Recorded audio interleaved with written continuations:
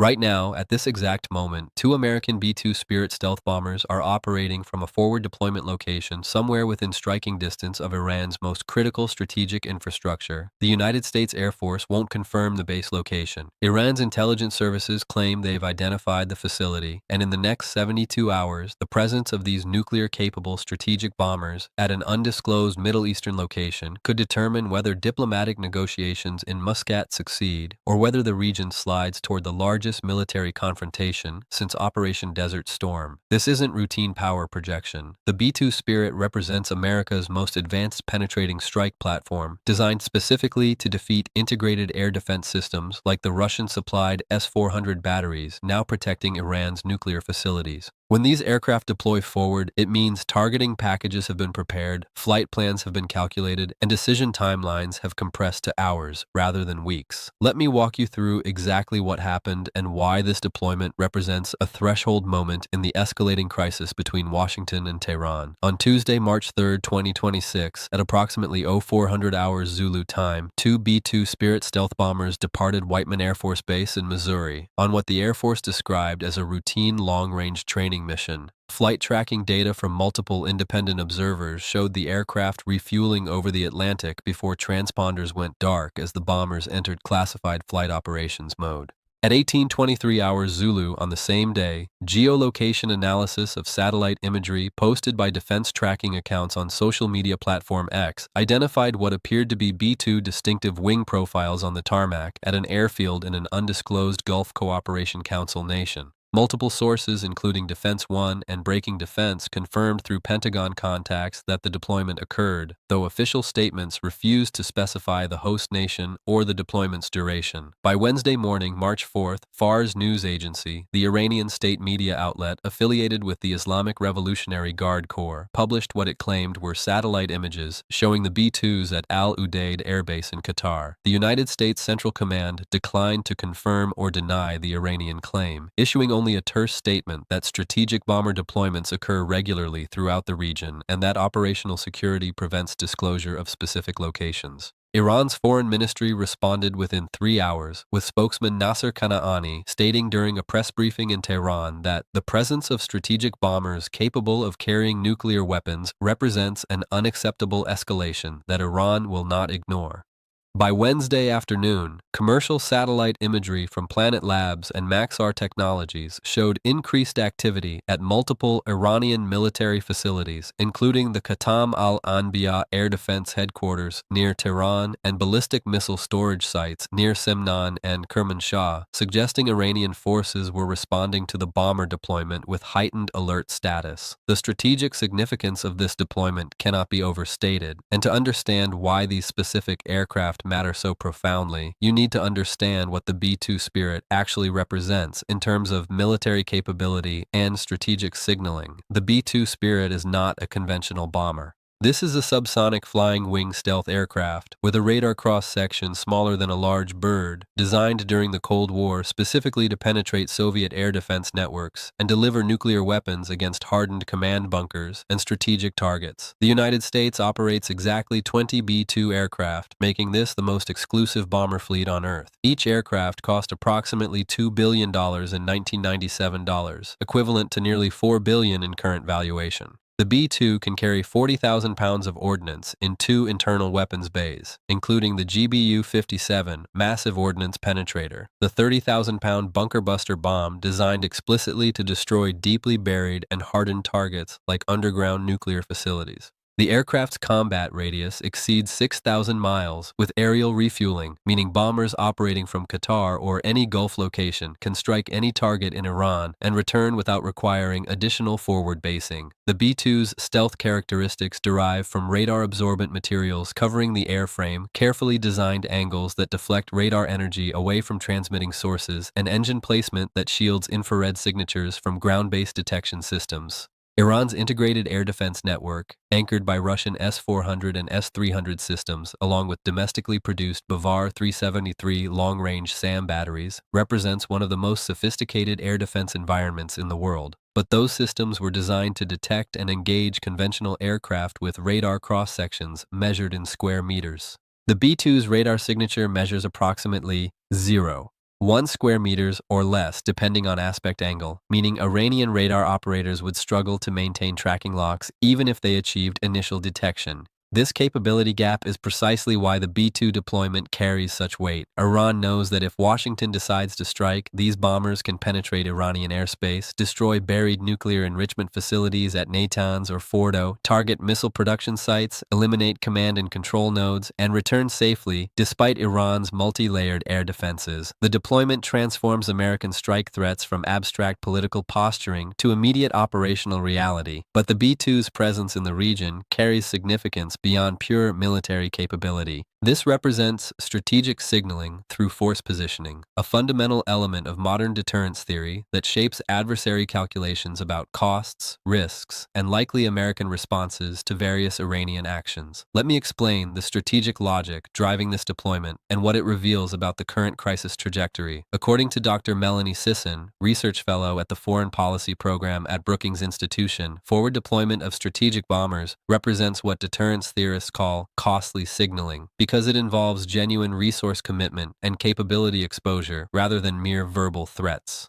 In an analysis published on March the 2nd, Sisson noted that bomber deployments like this one serve dual purposes. They demonstrate capability and resolve to adversaries while simultaneously constraining decision-making timelines for American leadership, because pulling assets back after forward deployment creates perception of weakness. The deployment comes at a precise moment in the diplomatic calendar that suggests deliberate timing rather than coincidence. On Monday, March 2nd, American and Iranian officials conducted their fourth round of indirect negotiations in Muscat, Oman, mediated by Omani Foreign Minister Saeed Badr al-Busaidi. Those talks reportedly focused on a potential framework agreement where Iran would accept enhanced international monitoring of its nuclear program in exchange for phased sanctions, relief targeting Iranian oil exports, and banking sector access. According to Reuters reporting citing 3 unnamed Western diplomats familiar with the negotiations, the talks reached an impasse over verification mechanisms, with American negotiators demanding continuous International Atomic Energy Agency access to suspected military sites, while Iranian negotiators insisted on 30-day advance notice before inspections.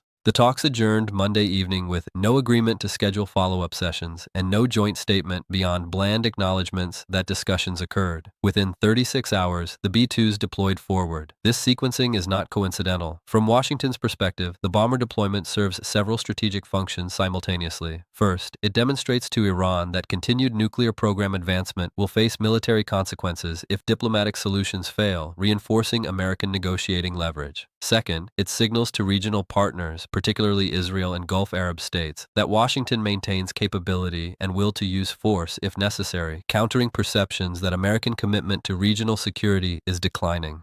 Third, it establishes operational positioning that compresses decision timelines should President Trump decide military action becomes necessary, eliminating the days or weeks required to move strategic assets into theater from continental United States bases. From Iran's perspective, the deployment represents both threat and opportunity within a complex strategic calculation. According to Vali Nasser, professor of international affairs at Johns Hopkins School of Advanced International Studies and former senior State Department advisor on Middle East policy, Iran's leadership views American military posturing through the lens of regime survival imperatives and domestic political dynamics. In a March 3rd interview with Al Jazeera, Nasser explained that Iranian Supreme Leader Ayatollah Ali Khamenei and the Islamic Revolutionary Guard Corps leadership believe that any sign of submission to American military pressure would embolden domestic opposition and weaken the regime's ideological legitimacy. This creates a strategic dynamic where Iran cannot simply de-escalate in response to American force deployments without securing tangible concessions that justify backing down to domestic constituencies. The bomber deployment therefore intensifies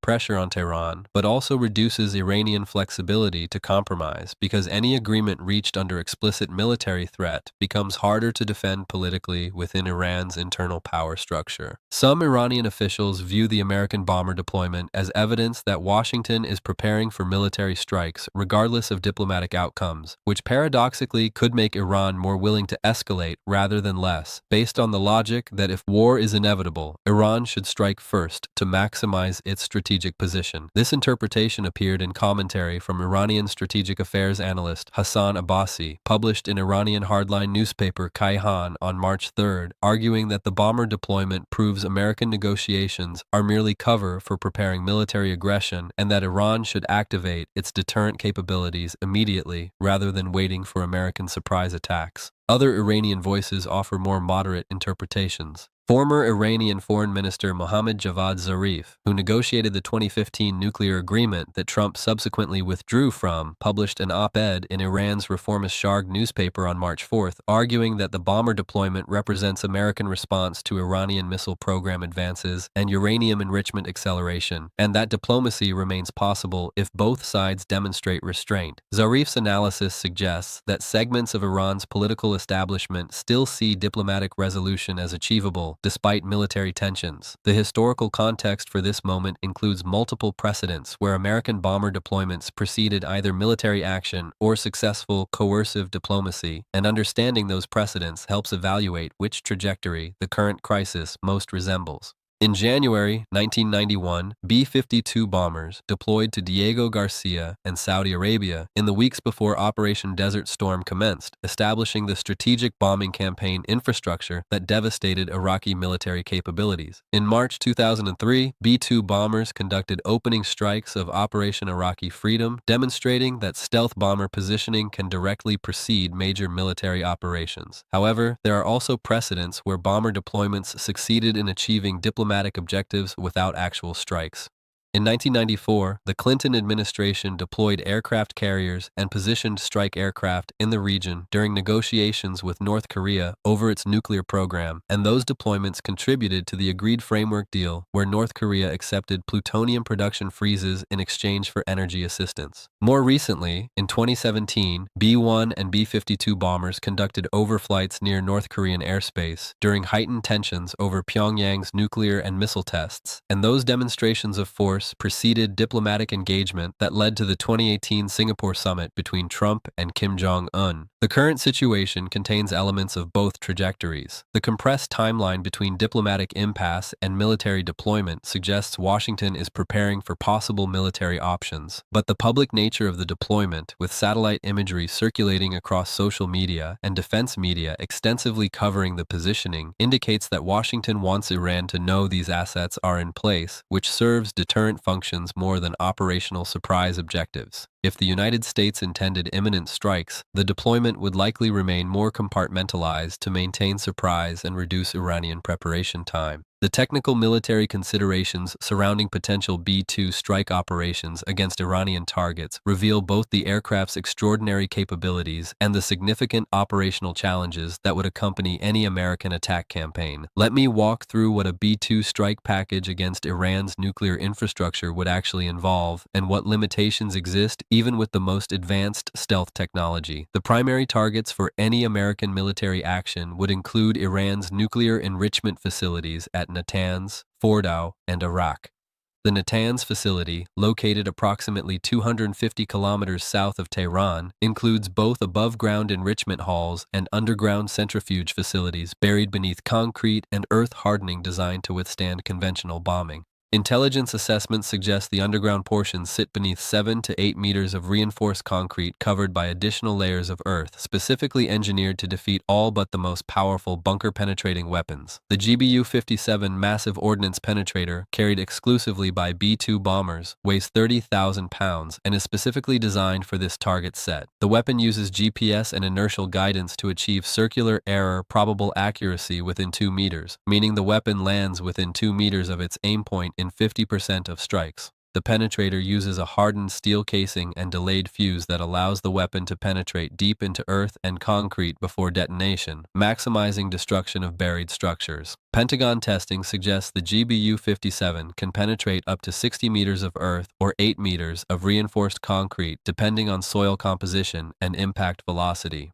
However, there are significant uncertainties about whether even this weapon can guarantee destruction of Iran's deepest buried facilities. The Fordo enrichment site near Qom is buried inside a mountain, with centrifuge halls excavated directly into rock and protected by natural stone formations, in addition to man-made hardening. Some independent assessments suggest Fordo's deepest sections may be effectively immune to conventional weapons, including the GBU-57, meaning that destroying the facility might require multiple strikes with precision weapons, followed by conventional strikes to collapse access tunnels and render the facility non-operational even if centrifuge halls survive. A B-2 strike mission against Iran's nuclear infrastructure would involve multiple aircraft conducting simultaneous attacks across several target sites to minimize warning time and reduce Iran's ability to concentrate air defenses. According to analysis by retired Air Force Colonel Sam Gardner, who conducted wargaming exercises at the National War College examining Iran strike scenarios, an effective campaign would require hitting between 15 and 20 separate locations, including enrichment facilities, heavy water production plants, uranium conversion facilities, research and development sites, and command nodes controlling the nuclear program. Two B-2 bombers, each carrying up to 16 GBU-57 weapons or alternative penetrator ordnance, could theoretically hit a substantial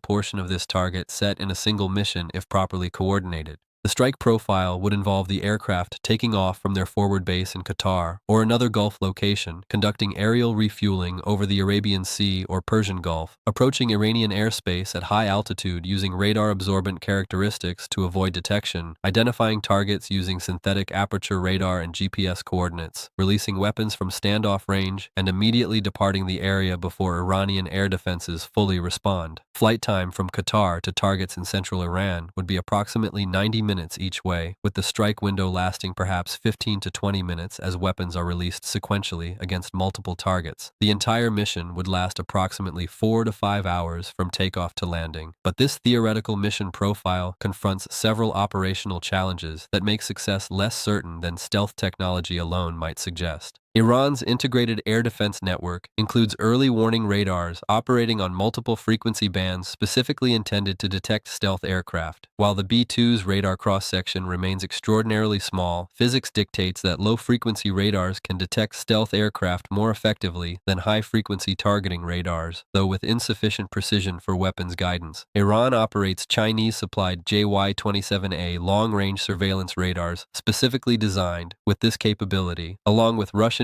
Nebo-M multiband radar systems that combine multiple frequency ranges to improve stealth aircraft detection. If Iranian radar operators detect anomalous returns suggesting stealth aircraft presence, they can activate electronic warfare systems, position mobile SAM batteries, and scramble interceptor aircraft to general threat sectors, even without precise targeting data. Additionally, Iran would not remain passive during American bomber approach. The Islamic Revolutionary Guard Corps operates extensive networks of radar sites, signals intelligence facilities, and visual observers throughout the country who would report unusual activity, including aerial refueling operations, airspace clearances for civilian traffic, and other indicators suggesting imminent strikes. Iran has conducted extensive civil defense preparations, including dispersing nuclear program components, establishing redundant command and control systems, and preparing mobile missile forces for immediate launch on warning. The moment Iranian leadership receives indication that American bombers are en route, they would face decisions about whether to launch retaliatory strikes immediately rather than waiting for damage assessment, potentially expanding the conflict before the first American weapon impacts its target. Iran's ballistic missile forces represent the primary retaliatory capability that would activate immediately upon detection of American attack preparations. Iran maintains between 2,000 and 3,000 ballistic missiles of various ranges and accuracy levels distributed across the country at known bases and mobile launchers. The most capable systems include the Shahab-3 medium-range ballistic missile with 1,300-kilometer range capable of reaching targets throughout the Arabian Peninsula and potentially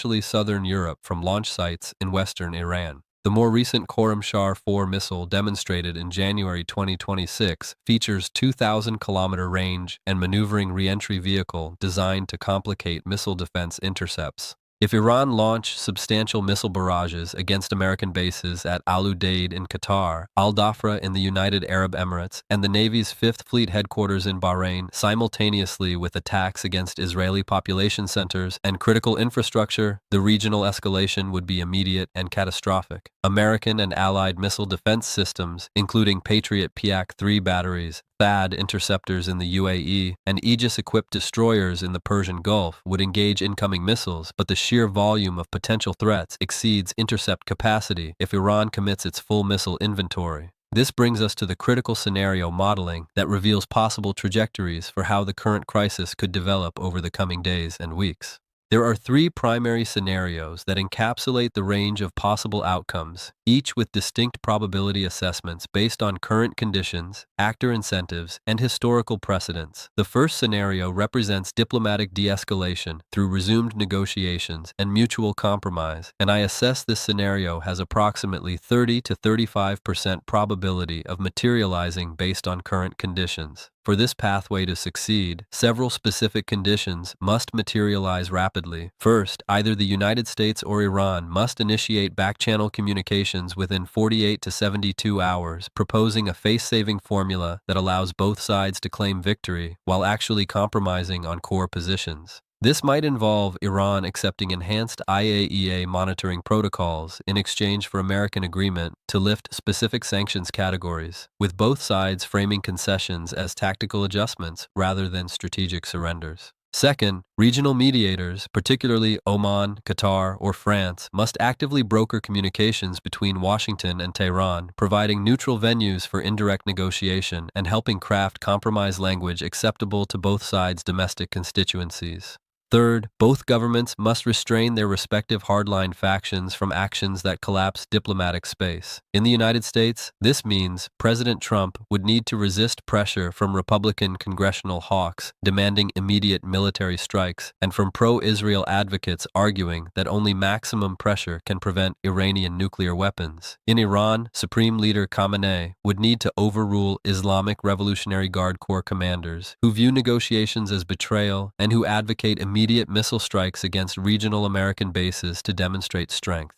The specific indicators that would suggest this scenario is materializing include announcement of new negotiating sessions scheduled within 1 week, public statements from both governments acknowledging continued diplomatic engagement, restraint in military positioning with no additional American force deployments, and no significant Iranian missile or drone activities, and economic signals, including oil price stabilization, suggesting markets believe conflict probability is declining. The second scenario involves controlled military escalation, where limited strikes occur, but both sides avoid actions that trigger all-out war, and I assess this scenario has approximately 40 to 45% probability, making it the single most likely outcome. This trajectory follows historical precedents, including the 2020 crisis after the United States assassinated Iranian General Qasem Soleimani, when Iran conducted ballistic missile strikes against Ain al-Assad Air Base in Iraq, but deliberately avoided causing mass American casualties, and President Trump chose not to retaliate further, allowing the crisis to stabilize. The controlled escalation scenario would begin with some form of precipitating incident, most likely either an Iranian attack against an American ally or partner that Washington feels compelled to respond to, or an American strike against a specific Iranian target such as a missile production facility or Revolutionary Guard headquarters framed as retaliation for previous Iranian actions. If American B-2 bombers strike Iran's Natanz nuclear facility, for example, destroying enrichment capabilities but avoiding high civilian casualties, Iran would face enormous domestic pressure to retaliate, but would also recognize that massive retaliation risking American regime change military campaign would be suicidal. Iran's most likely response would involve ballistic missile or drone strikes against American bases in the region, attacks by proxy forces including Houthi rebels against Saudi and UAE infrastructure, or operations against commercial shipping in the Persian Gulf or Strait of Hormuz. These retaliatory actions would be calibrated to demonstrate Iranian resolve and capability without causing mass American military deaths that would make American restraint politically impossible. The key variable determining whether controlled escalation remains controlled versus spiraling into catastrophic war is casualty levels.